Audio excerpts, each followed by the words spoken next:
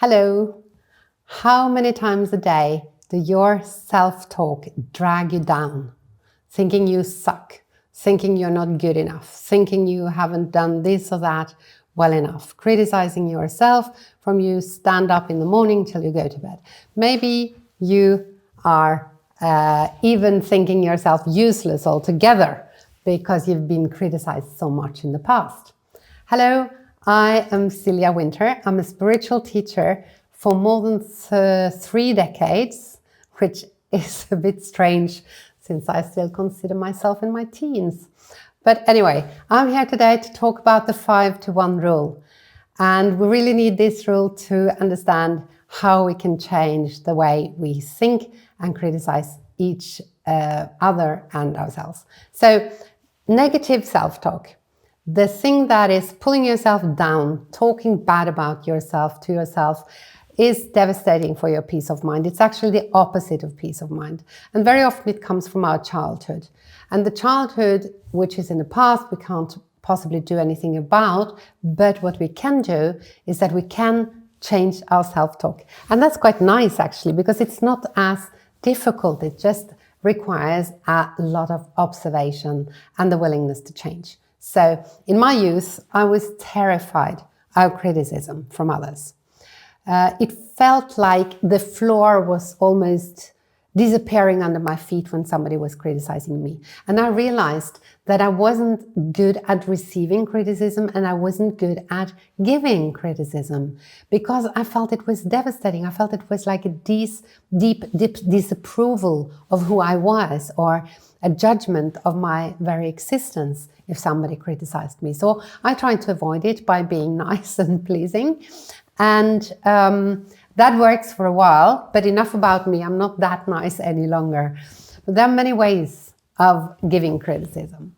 Obviously, if you tell me that your YouTube channel sucks, then I have some information. I have the information that you don't like my channel, maybe you don't like me, maybe you don't like YouTube in general, or maybe you have a very bad day. I don't really know. There's something you don't like, but I'm not really sure what. So if you tell me that, I can either just put it away and not use it for anything because it isn't really useful for me, or I can even put it into my own self-talk, bringing it into to a negative spiral for me, thinking that, yeah, actually you probably suck and the YouTube channel is not good at all, and who am I to think I could create a YouTube channel that anyone would like, you know? So if you would tell me differently, you would tell me, for instance, hey Silja, I've watched a few of your videos and I really would like you to tell me who you are. Why would I follow your tips when I have no clue who you are? You haven't even told me your name. And yeah, sure, I can grasp that because that is a piece of information that gives me a clue to how I can improve, what I can do better. And I don't have to do it, I can consider it. And if it resonates with me, your criticism, and I find it useful and find it meaningful, then maybe I will just say my name in the next video, which I actually did today. So many of these ways that we deal with our inner thoughts and criticism and negative self-talk comes from our parents, or our caretakers when we were very small. So often we either have been told that everything we did was perfect and we were like perfect, we were not corrected or criticized at all. Any drawing that you come with, you know, here I'm 5 years old, look at my drawing, and it's the best drawing in the universe for your parents. Or you have been corrected a lot and been told, hey, yes, this drawing is nice, but you could fill out the blank a little bit more. You could, maybe it's too dark, shouldn't you put some more colors in it, or whatever. But in the long run, if we get a lot of correction and criticism, then we can come into the situation where we start measuring our own value from our achievements and not really feeling that we're valuable in ourselves. So let's come back to self-talk. Over and over, I meet people who do not speak nicely to themselves. And when it becomes a default setting, like something that's just on repeat, you are looking for mistakes. If I have a default setting where I'm criticizing myself, and this is a usual thing that I do, then I have a default setting. I'm looking for mistakes in myself. I'm looking for what's not working. I'm looking for what's not good. And when I do that, it leads to a lot of frustration because I cannot possibly use all that information for anything because it's pulling me down. It's too much. It's overwhelming. So it leads to frustration. And then a very curious thing happens because when I get frustrated of all this negative self-talk and I have a default setting where I'm looking at my mistakes, I will also do that with others. So that means I'm looking for mistakes in the world, in the people around me, and I'm starting criticizing others as well. And when I do that, it doesn't have to be out loud. I'm not talking about someone who's going around criticizing openly. It could be, but it can also just happen inside your head. And whether it's that you're actually saying it out loud or you're just thinking it, it doesn't really matter for you because the negative spiral where you bring your energy frequency down has already started. And the more down you get, the more frustrated you get and the harder it is to cut this cycle. But you want to get out of this and change that default setting.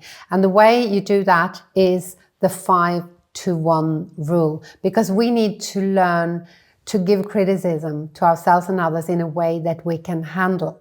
And that's not only the way we say it, it's also the amount. And the 5-to-1 rule goes like this. For 5 positive feedbacks, you can give 1 constructive criticism. When my children went to school, I think my daughter was about 10, 11, then we learned in her school this system. I think it was based on American research.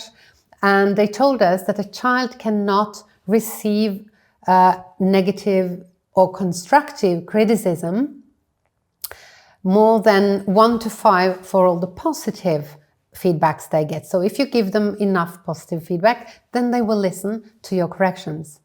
And I am so totally convinced that this goes for adults as well. It goes for all of us. We cannot handle to only be criticized, not by others, not by ourselves. So we have to look for something else. So if you have a negative self-talk or somebody you know have a negative self-talk, then this is how you have to change it. Or that's at least a way that I know how to change this.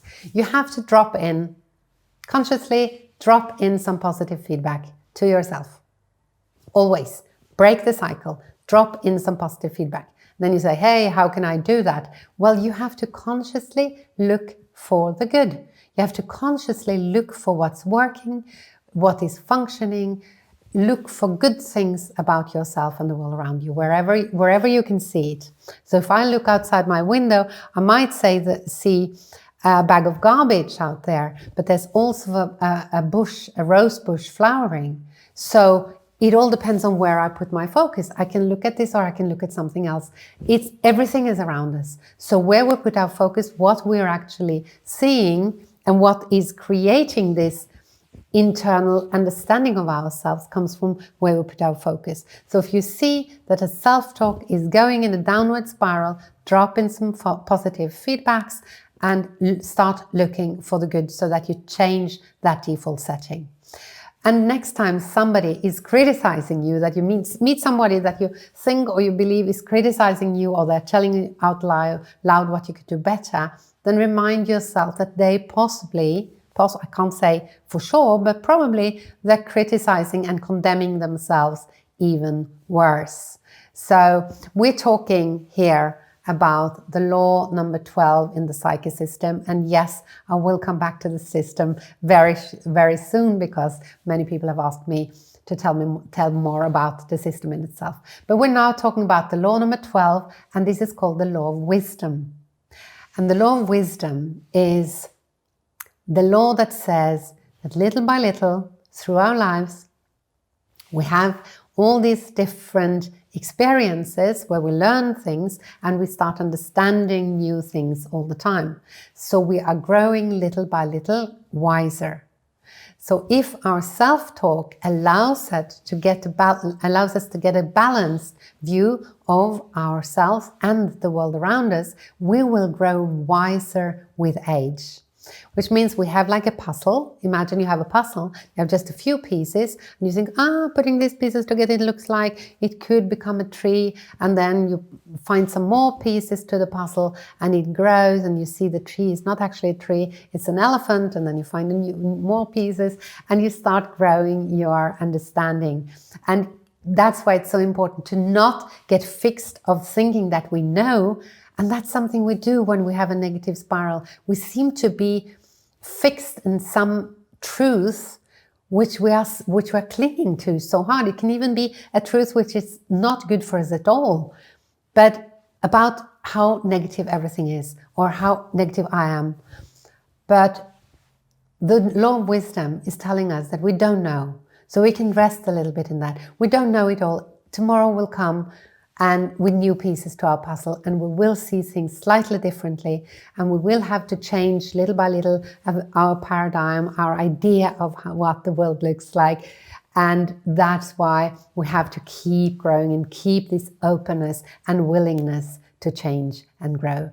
So I suggest we continue improving ourselves without being mean to ourselves or each other.